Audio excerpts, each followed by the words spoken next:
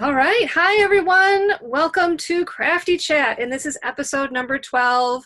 And we have Nancy and Lucy here with me to talk about a myriad of things. We don't have like one specific focus today, we discovered, because we just feel chatty. Mm-hmm.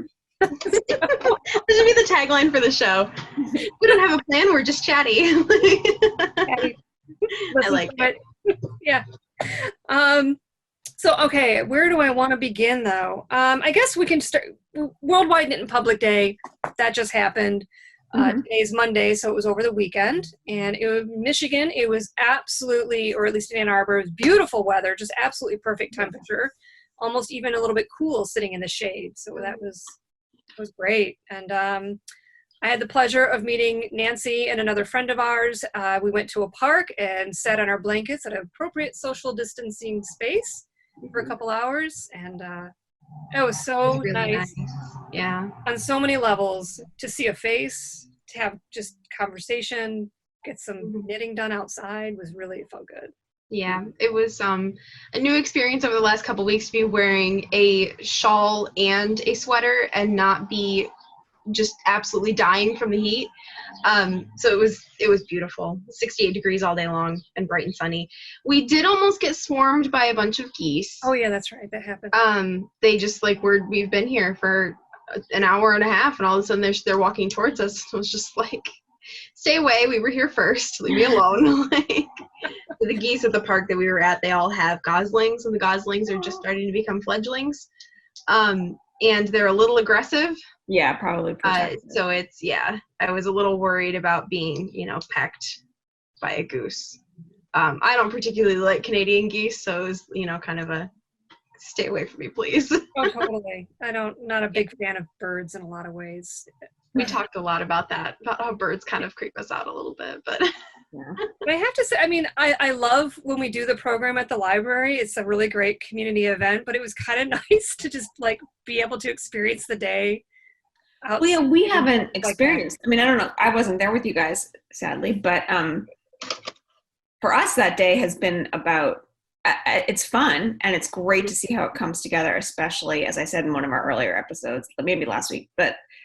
Last year, I just loved the way the whole thing gelled, and you looked around and people were engaging with people that maybe didn't know before they came, but we're also there working. Mm-hmm.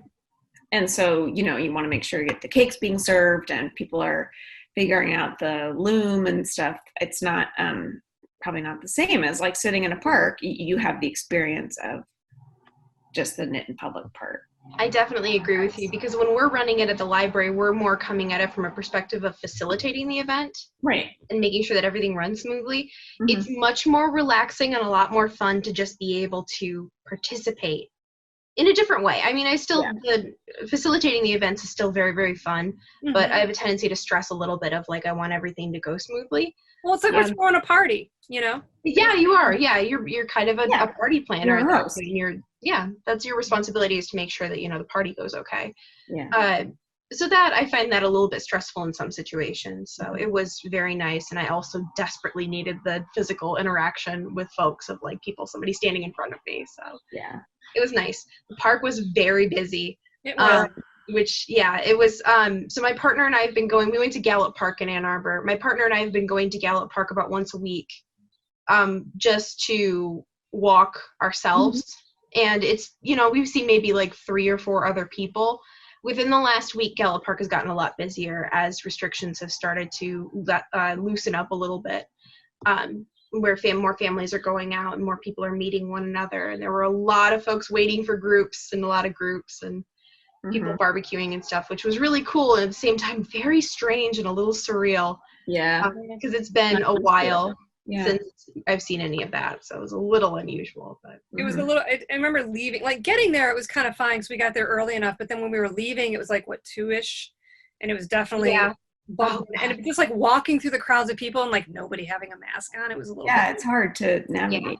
What do you do? Because it's big groups and families meeting, so it's I understand that they're not masked, but at the same time, we're all still too close for my comfort. So. Mm-hmm. That was one of the things I was hoping would continue out of this experience, was that folks would just naturally space themselves out a little bit Because I felt that even before quarantine of, you go to a grocery store or you go anywhere and if there's somebody walking, within 3 feet of me, I start to get very anxious because I just don't like being crowded. Yeah. So crowds have a tendency to bother me a little bit. So I was hoping that with, social distancing that continuing, and it doesn't seem to have. Not people aren't as close to me as they were before, but it's still not quite far enough away for social distancing. But that may just be in our area. It doesn't necessarily correlate to everywhere else. But yeah, it was weird. It was fun, but it was weird a little bit. So. Yeah.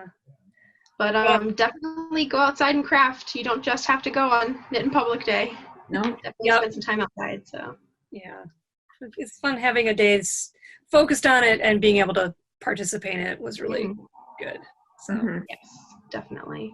Feel like I accomplished something, even if I had to rip out 3 rows of what I did while we were there. Oh no.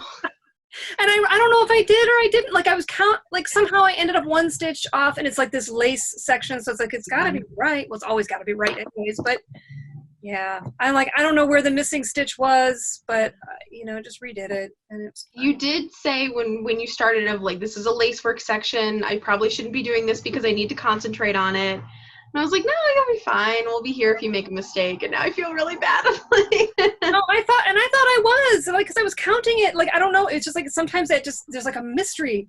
Like everything seems to add up. And I was getting really confused about the pattern at one point the other day because, I mean, it makes sense to me now. I should probably find it and show it to you. But like, how it's like a graph, and so it's like it's a curve, right? So it's like it kind of like each row kind of shifts over 1 square. Yeah. Mm-hmm. And I was like, wait, am I supposed to not be knitting into the first stitch of that last row? But I'm like, of course you are. You can't just have a stitch hanging out. I'm like, it was just my mind was being blown by the graph. Yeah. That I love knitting the whole time. Yeah, I love knitting charts, but there's a certain amount of like sometimes when somebody will make a chart, they take shortcuts or they use a shorthand that's not generally accepted, or it's not convention for a chart. Right. I see this way more with crochet patterns. Like I have a really hard time with written crochet patterns where you have a trouble of like folks will make an assumption that you'll do something at the beginning of a row, right? But then if you don't do that, it throws off the entire pattern. I'm still maybe intermediate at reading knitting charts, so I have done stuff like that where like I've missed things where those gray blocks at the beginning of the row are there's like they won't put in the key that's not a stitch. Yeah, I had a pattern like that. I think I asked you about it even, Nancy, because I was like, what does this mean? Like you were starting was a graph, but you were actually starting with shorter. It was weird. They had these stitches, but you weren't even doing those stitches in the beginning. I like when you have a knitting chart, but they've also put in instructions. Yes. Like you have a choice, because I just like to go through the, the recipe of of whatever I'm knitting, and the chart is helpful sometimes, but if it's the only thing I have, I sometimes struggle with that. I do too. With crochet, I usually prefer the chart because the way crochet is written out, I'm just like, oh my god, I'm doing what? It's just depending on like, especially if there's a lot of different the stitches are varied throughout the row because you're doing like a shell stitch and then you're doing 2 single crochets, and it just gets really long and wordy. And so it's like I can look at the chart and be like, okay, I know what I'm doing and where that stitch is going, because sometimes I get confused reading a crochet chart. But with knitting, I agree though. The chart, I need more explanation, at least at this time, because it's still new. Yeah. But and that's like, and I've run into that more with crochet. Like what I thought of an example of like the things that crochet pattern writers will assume that you're going to do is like when you're crocheting in the round, whether you'll slip stitch into the first stitch or continue in a spiral. They'll just assume that you know which one they want you to do, or if the chaining at the beginning of the row counts as a stitch or it doesn't count as a stitch, like those, because that'll throw off your stitch count by 1 every single time. So like you're making an assumption of that I'm going to understand what you're convention is for your pattern writing, which is not always, especially for paid patterns, you shouldn't have to buy more than one pattern to be able to understand the convention of the pattern writer's style. Like, I don't think that that's not good teaching, in my opinion. I don't prefer that, but I understand that pattern writing is complicated and pattern writing is very hard. It's not easy, but it's so touch and go. Yeah, I just wrote one for a program I did for crocheting in the round to make the can cozy, and I'm like, God, I hope this makes sense to people. Yeah, and that's why I love pattern testers, and I like testing patterns. I've tested patterns. I should have had it like looked over, but I didn't have time. It's like a lot of find out. Yeah. If somebody writes with a question, I'll be like, oh yeah. Yeah, you might hear if it doesn't work. Yeah. Which is fine. It's fine. Yeah. But on the fiber art thing, we were talking about running into roadblocks, and well, not necessarily roadblocks, but Heidi, how did you stagnation? Right. Yeah. So like stagnating on a project and not. So for knitters, this is really common with known as second sock syndrome, and being on Sleeve Island. So when you're working on socks, a lot of folks will do them one at a time.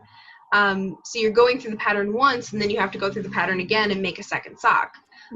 That becomes a hiccup for a lot of folks where you don't want to do the pattern again. It's too repetitive. It just seems boring. You're not doing something new. It's harder to engage with. And then Sleeve Island is a thing of like, sleeves seem to just go forever. They don't ever, especially if you're doing long sleeves, they just go and go and go, and you don't see a lot of progress very quickly. And I talked about this over the weekend, and it got brought up. The shawl that I'm working on is a triangular shawl that'll grow. Right now I'm at like maybe 80 stitches. This is Find Your Fade. Yeah, this is the Find Your Fade. This thing gets huge.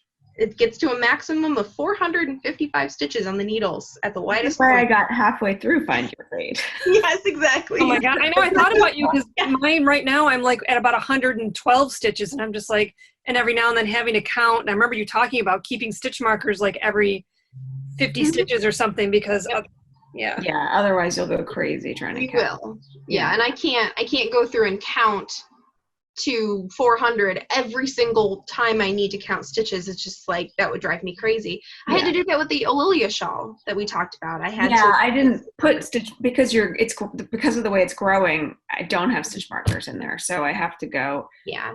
Once you get past the short rows in that shawl, it does help. I'm almost at that point, and awesome. Yeah, so we'll see. But my Find Your Fade is a perfect. That's stagnating somewhere for me because and then I got to the point with that where that's a hard pattern to jump back into. Yes. You don't remember, like I mark where I am, but I just kind of picked it up and I was like, I don't know. Yeah. So I'm gonna have to revisit that at some point when I have great patience. My advice to you, Nancy, would be to just keep doing it. Just do it. Yeah. I'm also keeping really, really detailed notes. Yeah, I think that's good. I find that helpful too. So actually, I can show you my planning process. I want to know, what's the one you were working on in like, gosh, was it January? Because I remember you were always getting close. And I remember it was kind of pink. Oh, that was the Olilia shawl. Oh, was it? Okay. That's the one I'm doing now. Yeah, that was the pink and black with the speckles. That was like your 100% focus was like that project until it was done as you were getting to that place where you're just like, I'm going to. Well, I think with that pattern, you keep thinking you're getting close too, because you're like, do a whole thing with short rows, and they're like, now do that whole thing 2 more times. And you're like, oh, okay. Yeah, so that was frustrating. But for the Find Your Fade, I knew that I was going to get lost at a certain point. So look at you. That's amazing. I took and I doodled, I drew out the shawl, what it's supposed to look like when it's finished, and then planned out where my color progressions would be and color coded them. And then I put a key in for like how much of the yarn in grams I would use at the end. That is impressive and beautiful. It's a work of art in and of itself. I know, you should just frame that and be like, I made this shawl. I thought, well, I have this notebook because I really enjoy keeping notes, but that one's one of my favorites. And then gosh, I want to be you when I grow this was my up. wedding shawl. I had to go in and map out what the stitch count would be at the end of every other row. Yeah, I've done stuff like that, but no beautiful drawings like that. I do, this is color planning for some Stephen West shawls where I doodled those out and haven't colored them in yet. And then... Wow, maybe I should do more planning. I just jump into stuff. And then I'm not always happy with it. And then I take it apart, and then I work on it again. Yeah. I have to do it though because I have a short attention span. No, I think it's forget. Great. I'm so envious. It takes some time, but I find it really, really satisfying. Yeah. The only thing that I did that was an absolute, complete, and utter waste of time was a stash list on paper. This was a waste. Because I can't. So for my stash, if I'm planning a project, I like being able to look at all the colors I have and match it by color, not necessarily by type of yarn. Yeah. This did me no good at all because I couldn't actually see what the colors were. So when I was away from my stash trying to plan a project, like on my breaks at work, or if I was at my mom's and, doing stuff that way, I can't plan for projects this way. I can see it in my head, but the colors they aren't as vivid and they aren't as like present in my thoughts if I can't see them in front of me. So that didn't help, but it was fun to do.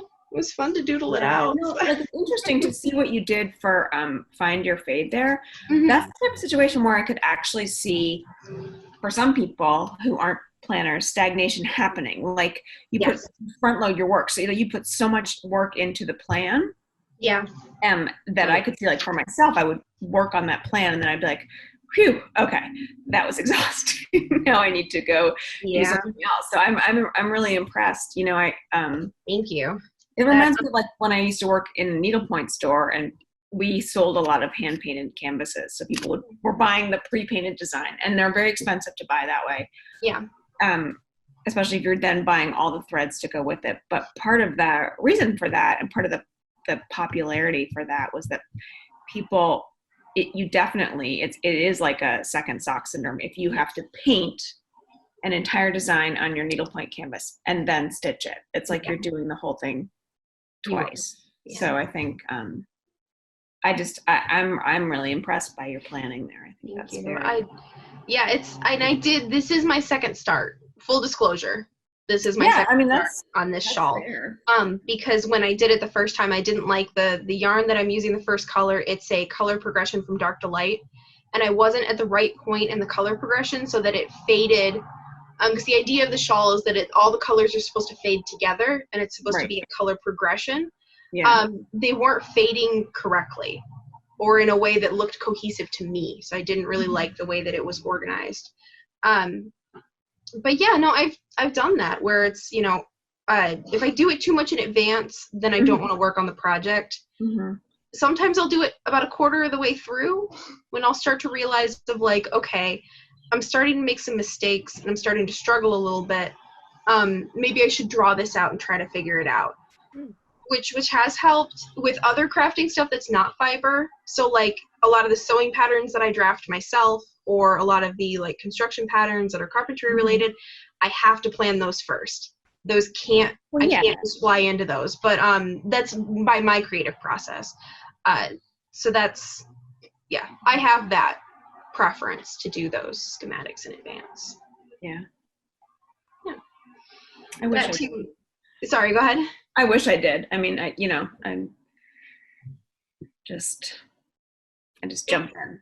Yeah, I do jump into a lot of stuff. But that's over the course of the last couple of years, I've been of the mentality of like, I want to have a record of what I did. Yeah. And that was really more what inspired that knitting book was I wanted to have a record of everything that I had done. Yeah. So, because you look back and it's like I didn't work on anything, when in reality I finished like 4 projects over the course of 6 months. So yeah, you do. You tend to forget. Yes. It's funny, like how you're like so like, oh my god, this thing is never ending, and then you get it done, and yeah, it's like a few weeks Move ago. on, yeah. Move on. I am excited. Go ahead. Oh, I Sorry. found a pattern. I found this pattern that I'm like, I know I'm being fooled to dive into this project, but I thought it might be a good use for my chroma lace because I had bought this 2 stains of chroma lace and I've never known what to do with it. But anyway, it's like a knitted, it's a zigzag, and it's only 10 stitches each row. So you just kind of. Oh, the blanket. Yeah. I thought it might be like nice for like a blanket shawl, blanket scarf, whatever you call it. Like just a giant rectangle. It's practically a blanket, but it's a lightweight enough fiber that I could wear it like a scarf, like with like that much material. Anyway, I'm trying to. I got that look on my face. I was thinking, well, there was a term that Stephen West, a knitting pattern designer, coined. It was like swanket or something like that. A shawl blanket. That's nice. Part of his sea swell shawl, which is blocks of ripples and then a triangle diagonal across the side, and it comes in 2 sizes. It comes in a shawl size and then like a blanket size, but it's kind of between a shawl and a blanket, the bigger sizes. And that made me giggle quite a bit. I like portmanteaus, so I found that endlessly entertaining. Yeah, it's a good one. So I'm really excited. I want to work on that now. But yeah. I know. I'm like, you're a fool because you think, 10 stitches, it's just going to be back and forth. You'll make these little rows and it'll feel like you're making progress, but it's going to be like this, and then it's going to be like that. It's just like, because the first couple rows, it's happening. And then as the more you build, it's like, it's not going anywhere. Yeah. I can see that being an issue. It's like waiting for onions to caramelize. I don't know. Yeah. That's the worst. I had a friend last week tell me, I tried to do this cookie recipe that needed brown butter. And that was the worst experience of my life because she was like, it took forever. So. Yeah. Yeah, well, at least yarn's not going to burn, hopefully. So. Yes. I don't know. I was grilling last night, and I was just like, at one point I sat with my back to the grill once it was off, and then I had this momentary panic of like, oh my God, did I turn the grill off? Because it was like, it's going to catch me on fire. I don't know why. I just had like that intrusive, scared thought of like, it's going to catch me on fire. So. Oh no. Well, we have charcoal, so I don't have to turn anything off, which is nice. Yeah. Let it burn out. Yeah. Grilling, it's been great. I feel like I've been mastering my grill these past few weeks. So it's been nice to have time to do that. So yes. I know. And the thing about grilling then is like no cleanup, No. Yeah. I just throw everything. I'm like, can I wrap this in foil also and throw it on the grill with the other things? All right.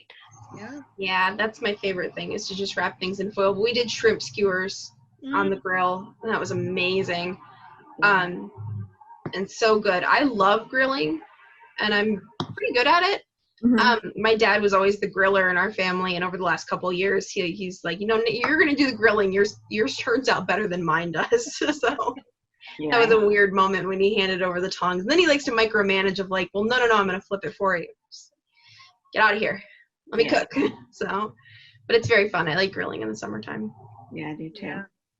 I gotta say, one of the best things has been just taking a whole cauliflower and wrapping it in foil, like rubbing it with olive oil and maybe some other, if you want to put like turmeric or tahini, or if there's different recipes out there. Yeah, just popping that thing on the grill and just letting it go. And that sounds really good. It is. And one time I was worried like, did it go longer than I wanted to? And it was like, but it was so creamy, and it was just like. I don't think you can really overcook.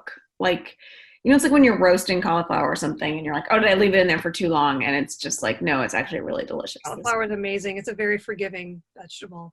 Yeah. I feel the same way about carrots. Roasting carrots, they're very forgiving. Yeah, roasting anything. Yeah. I have a tendency to over roast broccoli, but I like it crispy. Yeah. Oh yeah, get a little char on that. Yeah, it's good. It's really yummy. We've moved from the crafty chat to the. Well, which is also crafty. Yes, it's definitely crafty. So yeah. Those are good ideas too. Yeah, I did some baking over the weekend too. I made apple cinnamon muffins, and then I have everything to make a chocolate cherry cheesecake pie. Okay. Wow. So I'm eating up again, and I'm eating it. Yeah, we did talk about that over the weekend. I went to the doctor and like, oh, you've lost like 10 pounds. And she's like, you're the only one I know who's done this. Well, I'm going to gain it all back with all the baking that I'm doing. So I'm cool with that. But Sounds good. But no, it's going to be like chocolate cheesecake on the bottom and then a fluffy Cool Whip layer that's cherry flavored on top. Yes. At least that's the plan. We're going to see how it goes. It's kind of a Frankenstein recipe, so we'll find out. But Cool. That's So cool. you're waiting on some omega krill, is that? yeah, I haven't gotten it yet. I keep hoping it's going to come, and the shipping information hasn't given me an ETA yet. I think I'm going to get some of the yarn that I ordered today. But I didn't order the Omega Krill through Neon Tea Party. I ordered it through another website that had a slightly larger selection. And it was 75 cents cheaper than hers. So I was like, well, I want to buy a bunch of colors. So I went for that. But it's not here yet. And I want it to be here yet. Here. And it's just so I'm waiting very anxiously for my yarn to get here. It does make really nice pom-poms. Yeah. Do you have some of them with you? Oh gosh, they're in another room. Okay, But I tried a floral one, but I didn't have like great colors at that time. But it is really like it's very plush, you know, that makes and then I have some that are still in the pancake that I haven't cut because I felt when I was wrapping it around my little tool like just it was all over the place. Like hers are so like when she does a leopard one, it's so neat and organized. Like you put this color down and then this, and I just felt like my colors weren't stacking. So by the time I got the whole thing tied off, I was like, I'm just going to leave this and trim it another day.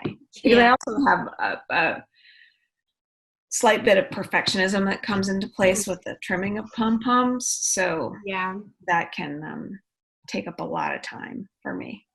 I don't watch it. That's I reorganized my closet a couple days ago, and that was one of the things I dug out was this gigantic it's huge. It's gigantic pom-pom. It's bright pink. Gosh. Oh. Wow. Very big. I spent 45 minutes trimming this, and there are still spots that are too long. But I was just like, it's just so pretty. It's very pretty. So. Looks very solid too. Yeah, it's a Lion brand Hometown USA yarn that I didn't have enough to do anything else with it. So I was like, I'm just gonna make a pom-pom, gigantic pink pom-pom. That's what I like. So yes, next week we should see your finished pom-poms. And hopefully I'll have more. I want to do is I have a wall that I want to put a garland on, and I have a plan for it, but it's like I'm trying to be more of a planner. So it's like I don't have to sit down and do this all in one day, which would be my normal mode of trying to like make something to hang up in my house. So I'm like, if I do a couple pom-poms every few days, eventually it's gonna get done. Enough, you know. Awesome. Yeah, I bought my pom-pom makers. So I bought the Clover brand ones. Oh yeah, I have some of those. Yeah. And I was gonna try these because I couldn't at the time. I was like, well, I want to try these before I buy a Lumi tool. So we'll see how these go. There was also Joann's was running a sale. So I got them at Joann's at like 40% off. That's great. I was like, well, this is the time. I'll go ahead and get these. But yeah. So I'm very excited to get my yarn. I'm always. Did your yarn from the UK show up yet, or what? That's still in transit. Yeah. I had to actually email those shops and ask them, hey, I never got a shipping confirmation from you. They both got back to me within 6 hours, which is super fast. Wow. And they said, they did ship. One of them shipped June 1st, and the other one shipped June 3rd. Or wait, one of them was earlier than that. I can't remember. But one of the kids said it was on back order when I purchased it. So I just wanted to check in of like, what's the ETA for the back order of when it will ship. So I was really surprised that they said, oh, it already shipped, so it's on its way to you. But I'm kind of tracking to see how long it's actually taking. I know that everything package-wise is taking much longer than normal. Yeah.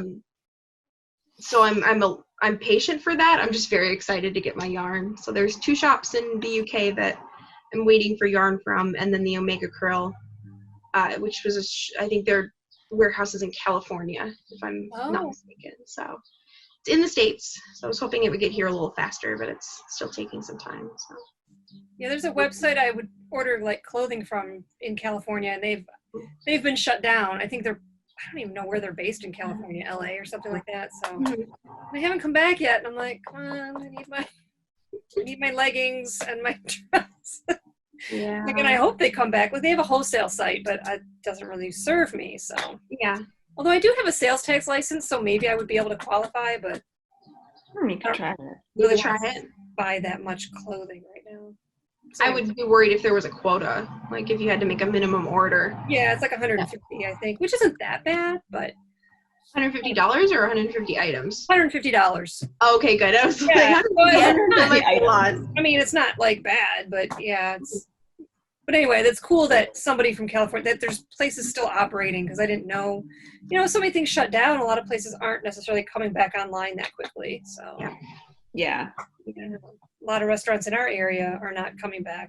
And I think some of them were struggling before anyway, and this just definitely kicked them to the curb. Which, Yeah. I would be lying if I didn't say that I was worried about things, businesses that I liked, restaurants that I liked, not being able to make it through quarantine and through this epidemic, and kind of what that's going to do to our local landscape, both physically and economically, of what's not, the holes that it's going to make.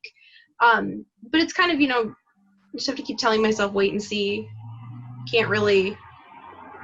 I don't really know that any of us can actually, any everyday folks will be able to accurately predict exactly what's going to happen at this point forward, at least with 100% accuracy by any stretch. But yeah, just kind of trying to be patient and be as careful as possible. So I mean, I guess it kind of segues into, we were touching on like the whole craft fair scene, because summertime, and it's just like, I was even listening to some songs last night, like Bandcamp, that is a website that I haven't ever really played with, but I started falling down the Bandcamp rabbit hole the other day, and it would suggest different bands, like, based on your preferences. Anyways, this one band was very much like an indie pop rock kind of thing, and I'm sitting outside, I'm just like, this music is just like if I was at a craft fair walking around, like the Ferndale DIY, and they have bands playing. It just kind of just, made me a little like, oh, I'm gonna miss that kind of thing. Yeah.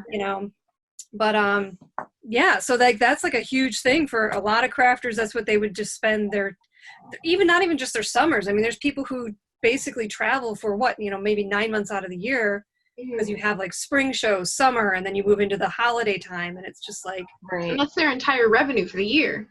I mean, a lot of makers. Yeah. So there was the thing that brought this up in our mind was the Great Michigan Online Art Fair. Yep. So that is currently accepting artists and vendor applications. The artwork is actually done by the person who did our artwork last year for the summer game, who was Brian Wallin. The website is michiganonlineartfair.com, and that lists the folks that are doing, actually the two that are listed on the front page. One of them is Brian Wallin and one of them is Abbas Hussein. Yes. And I believe they're the ones who are doing the art for the show, or at least like the they've designed marketing. it. Yeah. They're basically, they're like the production of elements of it. Yeah. So we'll cool, because like the app is free, and then if you are chosen, it's only $20 for your booth. Oh wow! A virtual booth, it's going to be. It can be a lot of work. Like I just did recently a donation-based sale, and it was just like keeping up with people messaging me and like trying to get this mailed out to this person. I was like, yeah, I kind of feel like I'm not ready to go back into my Etsy shop. Like I keep thinking about it every now and then, but I'm like photographing and, communicating with people and then packaging the item. It's like, much less you made the thing. It's like, for me, when I did some crafting, it was like that started to be a burnout, like that whole business and sales side of things. Like people would complain about how galleries would take like 50%. It might be 40, 60, but more often it was like 50% of the selling price goes to the gallery. And I was like, yeah, well, after a time, it's worth it, because they have to deal with the customer.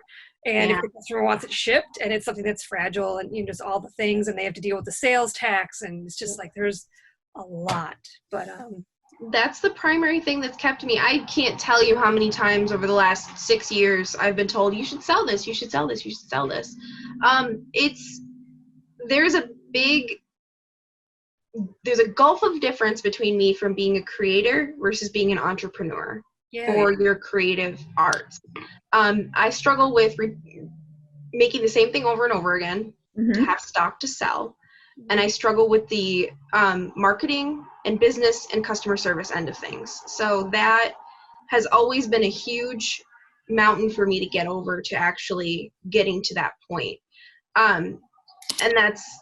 So I struggle with that of like, yes, I could make money doing this and I could bring, offer really awesome things for people to buy, but those things, some of it's an excuse. Some of it's just like a, thing I'm telling myself, like, I just really don't want to do this, but it's like, how much money work? Yeah. It's like, how much money are you actually making when you get down to it, when you think about how many hours you spend? And granted, a lot of it's pleasurable because it's something you're making and you enjoy, but like when you're doing something that you're making multiples of, are you making multiples of the right thing? In the right color? Is this what the public wants? Because sometimes they'll surprise you and they want this other thing entirely. And you're like, oh, I thought nobody would want that. I just made that weird thing for me. And it's like, no, Yeah. But you never know what's going to be popular or what's going to be the things that are going to be sold out. God, I can't anticipate that. I can't even anticipate it when I'm shopping at like an art show and there's a vendor of like, they make 6 different sizes of knitting bags in this one particular fabric. Well, they have it in these 3 sizes, but the one size that I want, they're completely sold out of. So like you have no way of knowing. I can't gauge that at all. That's terrible at it. So I can understand it being a lot of work. And that's something that doesn't really get talked about a lot. Is how expensive it is for vendors to go to these art shows and pay for tables. I know a couple artists through a group in Jackson that I was with, that they sell their paintings at art fair. Their booths are $1,500 starting price. Yeah. Wow. Baseline price at art fair in Ann Arbor, $1,500. And that's you better have a good tent, and those tents are like 4,000, Yes. Because easy up, easy blow away. Those, I mean, yeah. And then you have, there's so much logistically that goes into it. And then they don't even get, like at the Ann Arbor Art Fair, they don't get any parking. You have to go and find where you're paying for parking all day, paying for your lodging and your food and all these things just to sell. And then you have the people that, I remember some days it'd be like, God, if I had $1 for everybody that said, oh, I really like your work. Or, they engage you just enough. But after a while, that's so exhausting. That's why almost like I go to a fair, I don't want to talk to any of the artists because I'm like, I know you probably just need a break. Mm-hmm. I mean, I feel the same way too. Because I feel awkward of like, I don't want to engage you too much and then, give the assumption that I'm going to buy something. Yeah, that's always kind of hard. Or that you even have to. Like, it's nice, like you can engage somebody and like they're not required to buy from you, but at the same time, when you're starting to hit a rough patch and you keep having those people or they walk by, oh yeah, I could do that, but you're not doing it, so buy mine. Emotionally taxing, I think. That's yeah. So I hope though people do all right, and maybe like more and more online stuff and more social media sharing of people's shops. That kind of happened for me, like with buying face masks. Like there was somebody on Facebook that they had bought this one mask and I'm like, oh, I kind of like that, and I'm going to support that. And I think 5 of us from her post went and bought something. So and that's I have seen this already happening. So the Great Michigan Online Art Fair is and I'm super excited for that, and I hope that that's really diverse and that gets a lot of people that are interested. I saw it in the beginning of when is Little Yarn Store Day for knitters and crocheters for yarn is like the middle of May or the end of May. It was a couple weeks ago, but it's a fiber community thing to get you to go to your local yarn store, right, instead of buying from a chain or from somebody elsewhere. So there was a lot of publicity for major knitwear designers to, I'll give you this free pattern if you buy this much yarn from these participating yarn stores. Oh yeah, I saw a lot of that. Mm-hmm. And there's one that it ended on the 14th. Today is the 15th, so it ended yesterday, where a knitwear designer, Casapinka, was doing she released a pattern for what she's calling National Hug Your Pet Day. And if you bought a set of yarn from one of these online dyers from their shop, you'd get the pattern for free. And a certain amount of those proceeds would go to an animal charity. And we've been seeing more and more of those lately as an activism thing and as an involvement and donation thing, where designers will release a pattern and then some of those proceeds will go to the ACLU or local bail funds, or just so you can kind of choose where you want your money to go to which charity. So it serves a dual purpose of you're making money for a local maker or a small business, and then part of that money is also going to charity, which that's a concept that I think is really cool. It's kind of in the Kickstarter type of thing, but I feel like it adds another layer of meaning for some of the profits to go to charity. So yeah, it was April 25th. Thank you. Local yarn store. Get it wrong. Yeah. No, I just had to look it up because I'm like, gosh. I was like, God, it was a while ago, but time has no meaning for me anymore. I know, that's the thing. It's like, it doesn't. It doesn't. So yeah. So I guess don't know what more to say about that, but go check out the Great Michigan Online Art Fair. It is just adorable, the platform and how you can like click on the different booths. I know the little tents there. It's cool. Yeah, the way they've got that set up. Yeah. Mm-hmm. Very well done. Very excited for that. But yeah. I think we're pretty much all set for everything that we wanted to talk about today. Had it out now. Yeah, well, we've been longer than what we thought we were going to, because we can walk into this of like, we only have maybe like 2 topics to talk about. Are we going to be able to fill all this time? So I think we did pretty good. Thank you guys again for joining us. We appreciate you watching the video. Please feel free to like the video, subscribe to the channel, check out some of the other arts and crafts and other videos that are on AADL TV. Visit us on our website too, aadl.org. There's more information that's been posted about the library reopening. So it's very exciting. We're getting back to a little bit of normalcy, of more of that information. And join us next week for Crafty Chat number 13. And don't forget to stay safe and love each other. Have a great day. Bye. Bye.